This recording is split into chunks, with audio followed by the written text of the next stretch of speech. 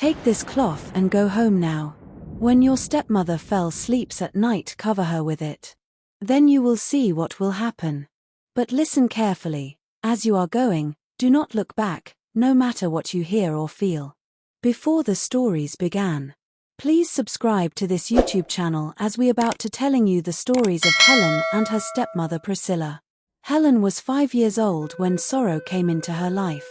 She was still a little girl, with bright eyes that used to echo through the small village of Edo Akiti. When death stole her mother away, it was said that the forbidden river had taken her mother. Some villagers whispered that it was not an accident, that someone had pushed her into the water, but no one dared speak too loudly. The river had its own secrets, and the people feared it. Helen's father, Mr. Peter, cried bitterly when his wife died, but he was a weak man. He loved his child Helen, but he loved his own comfort more. Not long after the death, he brought another woman into the house. Her name was Mama. Her name is Priscilla. She is the one who pushed Helen's mother into a river, but Helen did not know because she was small when the both of them are fighting over her father. She was not just a stepmother, she was the same woman who had quarreled with Helen's mother and led her to the forbidden river on that terrible day. From the beginning, Priscilla never showed Helen love. She would smile in front of Peter, pretending to care, but once he was gone, her face would harden like stone. She sent her on errands meant for grown people. The little girl cried many nights, but her father always believed the Priscilla told. As years passed, Helen grew from 5 to 10, and then her life was filled with suffering. Every day she woke before dawn to fetch firewood, wash plates, sweep the compound, and if she complained, Priscilla would shout, "Lazy girl. Do you want to disgrace me? Your mother left you with nothing but bad luck." One morning, when the sun was just rising, Priscilla called Helen. "Take these bananas to the market. Sell them quickly, and don't come back until you have sold everything. Bring the money to me, or you will see what I will do to you." Helen tied the basket of ripe bananas with a cloth and carried it on her head.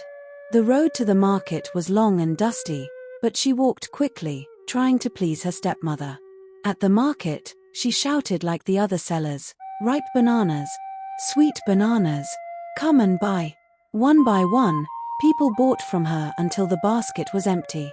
She tied the money in her wrapper and began to walk home. On the way, a group of boys playing by the roadside bumped into her. In the confusion, the money slipped from her wrapper and fell into the dust. By the time she realized, it was gone. She searched everywhere, tears rolling down her cheeks, but the money had disappeared. Helen walked home weeping, her feet dragging. She prayed her stepmother would understand, that maybe for once she would show kindness. When she reached the compound, she knelt down and explained everything. She said, "Mama, I sold all the bananas, but I lost the money on the road. I looked everywhere, but I could not find it. Please forgive me." But Priscilla's face darkened like a thundercloud. "You thief. You ate my money. You think you can fool me with stories? Since you don't know the value of money, you will stay without food. Let hunger teach you sense." From that day, she refused to give Helen any food. For 7 days, the girl lived only on water. Her stomach pained her, her eyes sank into their sockets, and her body became weak. She lay on the mat at night, holding her belly, while her stepmother and father ate beside her. Her father never defended her. Whenever Helen tried to complain, Mr. Peter would say, "Respect your mother, Helen. Don't bring shame to my household." Helen felt truly alone.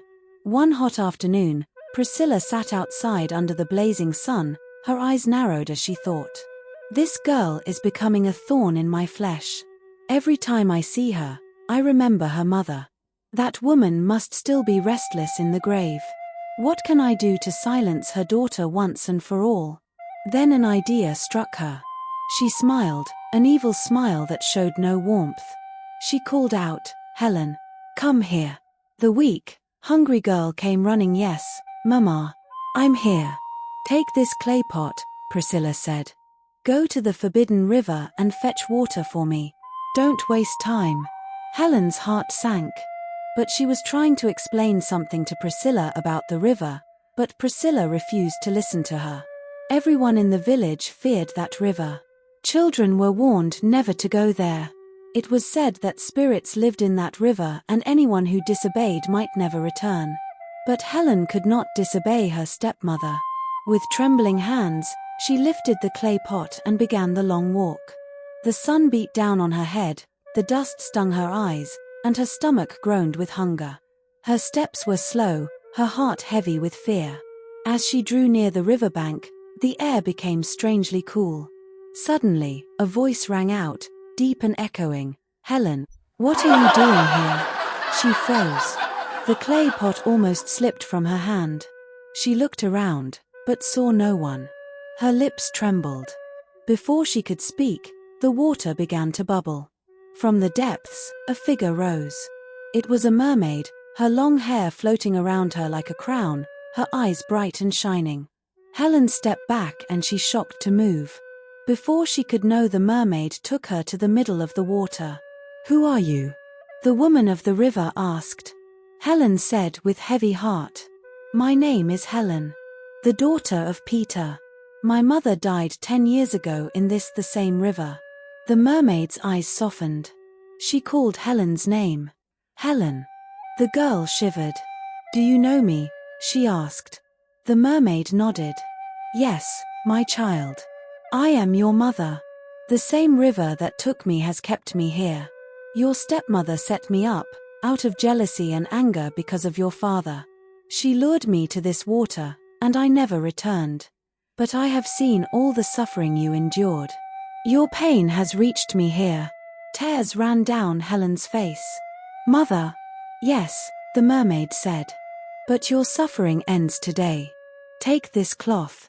When your stepmother sleeps, cover her with it. Then you will see what will happen. But listen carefully. As you are going, do not look back, no matter what you hear or feel. If you look back, the power will break." Helen took the cloth with shaking hands. She bowed low, tears falling into the river. Then she turned and began to walk back.